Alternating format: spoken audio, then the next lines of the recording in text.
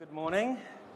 So it's very interesting, isn't it? We talk about innovation and all of these great things to be done, and then we say, don't forget to tweet about the session and tweet your questions.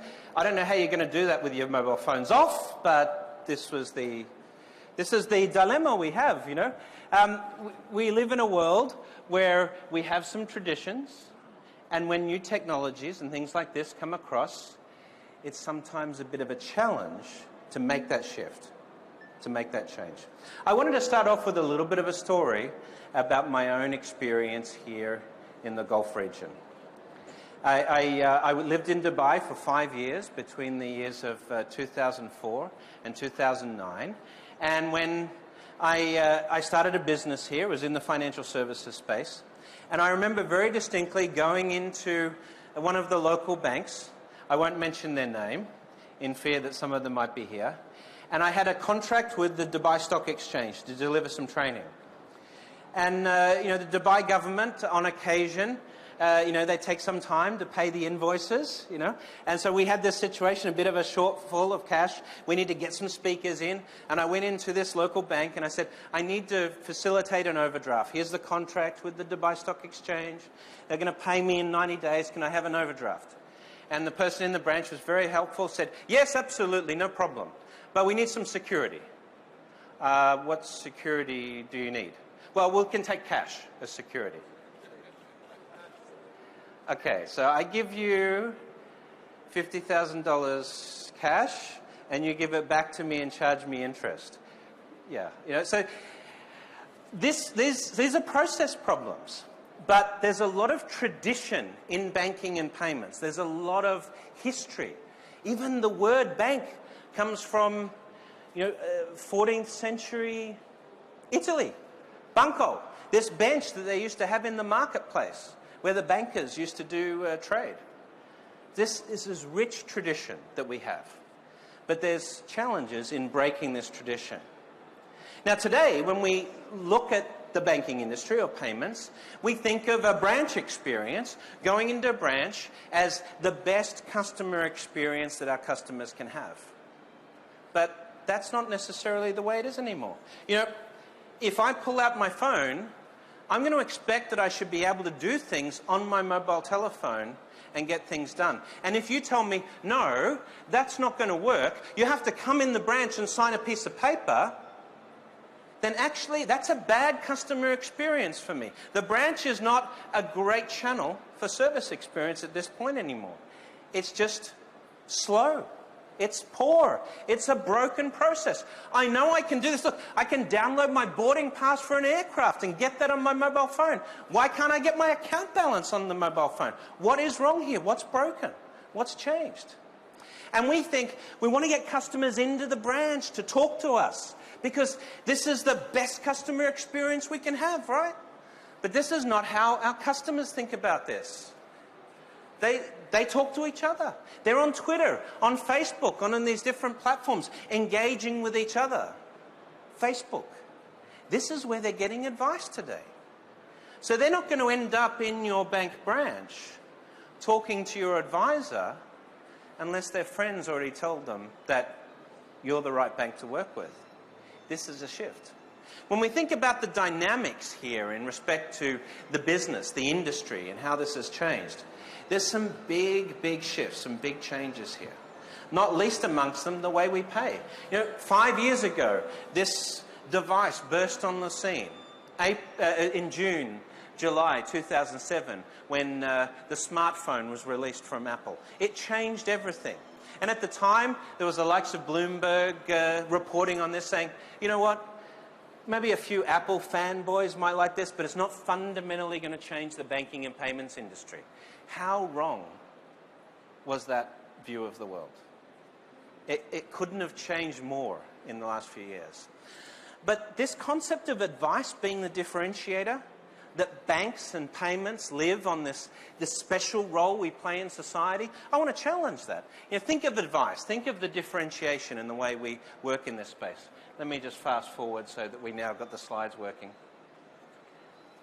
Relationships. We think of advice and that face-to-face interaction is the best possible interaction. But 1 in 5 couples today meet online. In fact, 1 in 4 divorces are now blamed on Facebook. So if you think you can't have a relationship with a customer digitally, that it's better to get someone face-to-face, then this is not the way it works anymore. Things have changed. Our connections have changed. Every 3 days, we generate 5 exabytes of content on the planet. Now, to put this in perspective, from the dawn of man to 2003, mankind generated about 5 exabytes of content. We do that today every 2 to 3 days. Every minute on YouTube today, more than a week's worth of video, every minute is uploaded on YouTube for the billion people a day that come to visit YouTube. So content, advice is not a differentiator anymore. In fact, things like this, technologies like this is the Scanadu tricorder. This is a device that plugs into your iPhone and you can hold it up to your temple and it will give you all of the feedback that a heart rate monitor in a hospital would give you about your health. Amazing technology. Or this is the E39 prototype shirt from a company called Under Armour. Now, Under Armour, you wear this shirt as a sporting professional or if you're at the gym, and this has sensors in the shirt that measure your heart rate, your calorie burn, all of this information. Amazing to see this. We think of today, when we think of the way we engage customers, the way we look at banking and payments, we think of events like you come to get a loan or you want to get a credit card and we'll get you to fill out a form and put all this information. But we're missing so much value in this type of data, behavioural data, how we use money, how we pay, how we interact. This is the value of the future. The payment itself will be abstracted to nothing. Ideally, the best payment is when you don't notice it at all. So what's the context of behaviour? How does behaviour introduce risk? Think of it like this. Think of a fighter pilot in a jet with his head-up display. In a combat situation, it's no good telling him this information a week later. He has to have it now, in real time. And when we're making financial decisions in our life, should we wait for that once or twice a year when I go into a branch and speak to an advisor? Or is it better to give me that advice every single day as I make payments, as I make financial decisions? Maybe using technologies like this, Google Glasses. The best advice in the future will not be advice that you get from a banker in a branch. The best advice will be advice that's given you every single day when and where you need to make financial decisions. This is quite a shift. Quite a shift. Now, we know in this part of the world that mobile is hot. Everyone's talking about mobile, smartphones, iPads, all of this technology. We have amongst the highest adoption rates of technology in the world. So it should not be a surprise to us that this technology is going to be the foundation for some very interesting improvements. Mobile phone penetration is staggering in the Gulf region. So it shouldn't surprise us that we need to create banking and payments on top of this platform to differentiate, to change. In fact, the next generation of customers that come into this mix, the Y-Gens, the Gen Y, they're going to be mobile banking first in respect to payments and banking just within 2 years. You don't have 5 years or 7 years or 10 years to get this right. This is not a future thing. This is happening right now. How are we going to cater for this audience, this group? Because this is the fastest growing segment in retail banking and payments today. And yet we're disconnected from these guys. By 2016, the average retail banking customer in the MENA region will have 300 digital interactions with their bank for every one face-to-face interaction in a branch. So if you think that 1 or 2 times a year that customer comes into the branch is where the magic happens, this is where I have a relationship with my customer, then someone else comes along, but they're great at digital, and they have 300 times the opportunities to steal that relationship away. The branch is not going to save you. You have to have a digital relationship with your customers. And by the way, if this is your take on mobile banking, you've got it wrong. So, things are going to change. Things are shifting. This segment, the Y-Gens, internet is not new for them. Mobiles are not new. Social media, technology is not new. They have grown up with this as part of their life. You know what is new? When you say to them, sorry, you can't do that. You have to come down the branch and sign a piece of paper. That's new, right? That's different. Because this is friction for them. This is not how they live their life. Text messaging, Snapchat, technologies like this, where they're sending messages back and forth to each other. This is how this generation communicates. How are you going to deal with a customer who's grown up in a world with technology like this?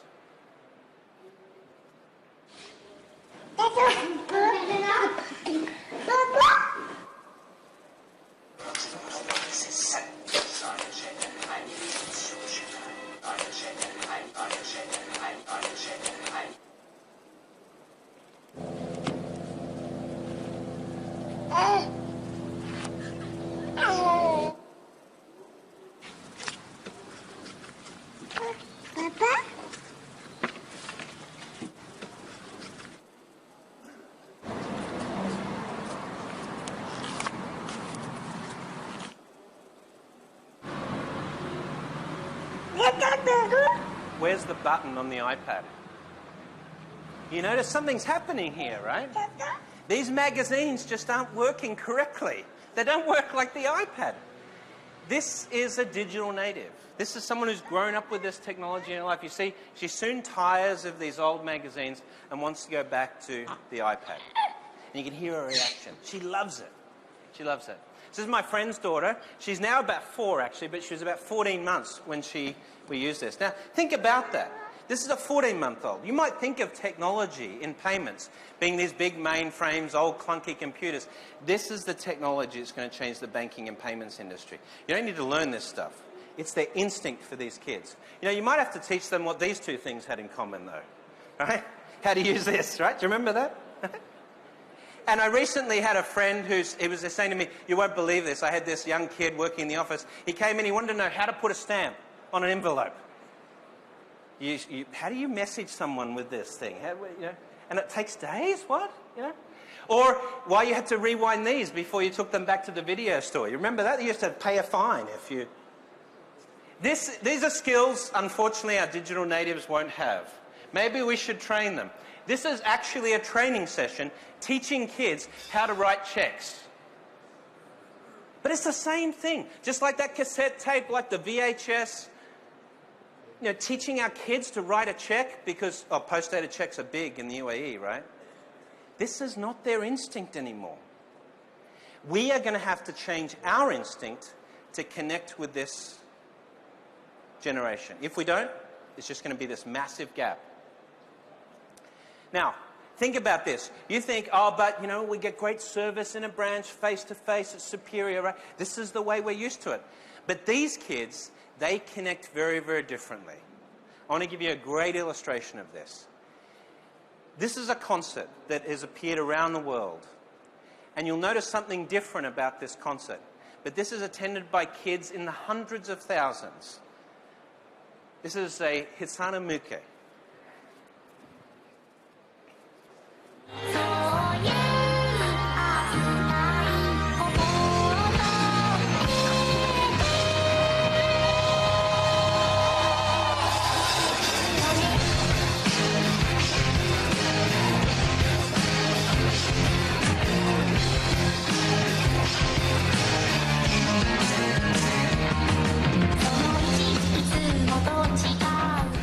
So I don't know whether you've noticed anything different about this concert.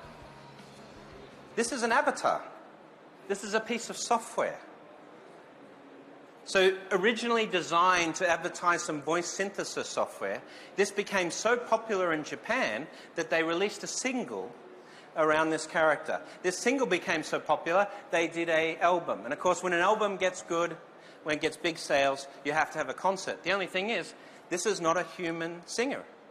This is an avatar. This is a computer-generated image. And people, young kids in their hundreds of thousands all around the world have been to see Itsane in concert.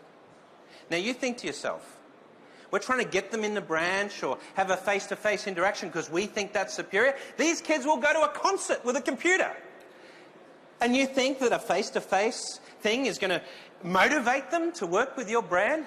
This is not how they work anymore. Their instinct is fundamentally different. This is what we have to remember. Their instincts have changed. Our instincts must change to stay relevant. If we don't, they will find workarounds to the system. So whether it's travel insurance at the airport, getting this pushed to your mobile phone when and where you need it, or whether you're out looking for a car and making that decision for a car loan at the spot, at the dealership, without post-dated checks, by the way, or whether it's signing up for a mortgage or getting a pre-approved mortgage when you're out looking for a home, this is how financial services is going to change. So the problem right now is we think that getting a credit card or buying travel insurance or buying a car loan or buying a mortgage, we think these are products that our customers buy. They don't. They travel. They buy a car. They buy a home. And the financial service product just facilitates their life. We've got so confident about our products as banks and providers in the system that we think people will stop buying a car until they get our car loan. But once we get the technology right, if you stop someone from buying the car when they know there's a better way, it's just friction then. It's a disadvantage. So if I'm a bank and I say, no, we can't do that, we need you to come down here, sign out these forms, give us 3 years of financial statements, and maybe in 5 days, if you're lucky, we might let you be our customer. This is a fundamentally broken system. Financial services will have to shift. Context of financial services is going to be absolutely key in the future. Let's think about it this way. This is how banking worked many years ago. Some of you will remember having a passbook, yeah? You don't have to admit your age, but when I started my banking relationship, I was at school, at primary school in Australia, actually, and I remember taking a trip to the bank branch and getting this passbook, and I think they gave me $2 in... I thought I was rich. I was 6 at the time, you know. Here I was. So this is what we called our bank account back in the 60s. This was our bank account.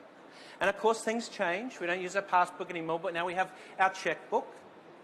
You know, this was our bank account in the 80s and the 90s. This was the instantiation of our bank account. But today, things have changed. It's our debit card. And this is the most used artifact for banking today.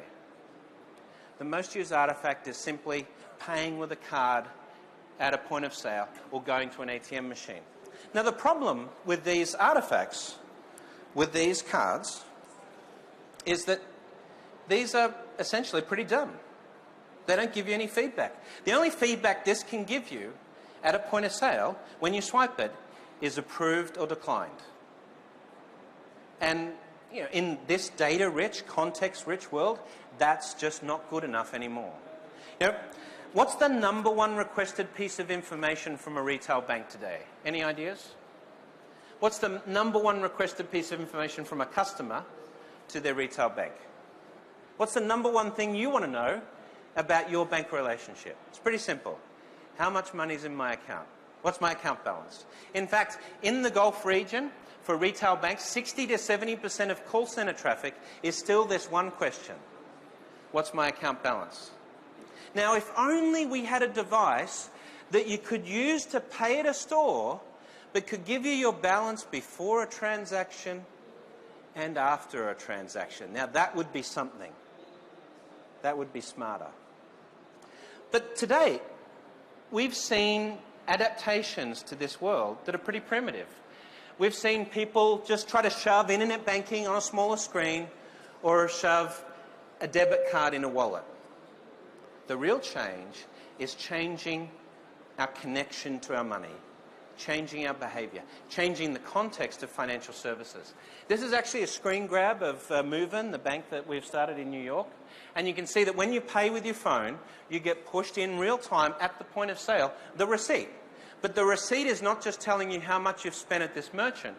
We tell you You spent $5 at Gregory's Coffee this month, $20 at Gregory's this month, and you spent $245 eating out this month. Now, when I first started using this, the first month, I found out that I spent $687 on taxis in New York. Now, if you'd asked me for that estimate before I used this system, I probably would have guessed $200, $250. So much of our spending is unconscious. We just don't know how much money we're putting through the system. Discretionary spending activities day to day. This is where we can have control over our savings and our spendings. But banks have made a lot of money out of our ignorance, particularly on credit cards, about how much money we're putting against that card every time we swipe. They don't actually want you to know. But this is what context is going to demand in the future of this industry. Context, power, control, empowerment of the consumer that comes through the connection with your money and connection with the payments and banking institutions. Think of it this way. Apple stores, these guys have had a phenomenal experience. How many of you have an Apple device? Can I have a show? iPad or iPhone? Isn't that incredible? Most of the audience, right? Just in a few years, they've become dominant. And now, of course, Samsung's the hottest thing on the mobile phone side. But Apple does not care where you buy their products. Every time you engage with them, the experience is fantastic. Now, I know what you might be thinking. If you're a banker, you might be thinking, you know what, but if we just built better branches that maybe look like Apple stores, all our problems are going to be solved, right? People love going to Apple stores, yeah? But think about this. Where do you go to buy your apps for your iPad or your iPhone? Do you go back to the store? Well, why not? They have geniuses in the store. See, this is the thing. Banking is more like apps that we load onto our iPad and iPhone day to day than it is going to a store for that great experience. We have to build compelling customer journeys, build great experiences for our customers every day, whenever and wherever they're doing the banking. That's the trick. Because at the end of the day, we have a problem with the slides. At the end of the day, banking and payments, it's no longer about the place you go, it's something you do. And that's what we have to build with the team that we've got here today, the infrastructure, the different players, the disparate players, telcos, the ID authority, the banks, the payments processors. We have to create banking that you can do when and where you need it. Banking and payments. Utility is key, but context makes utility something special. Thanks very much.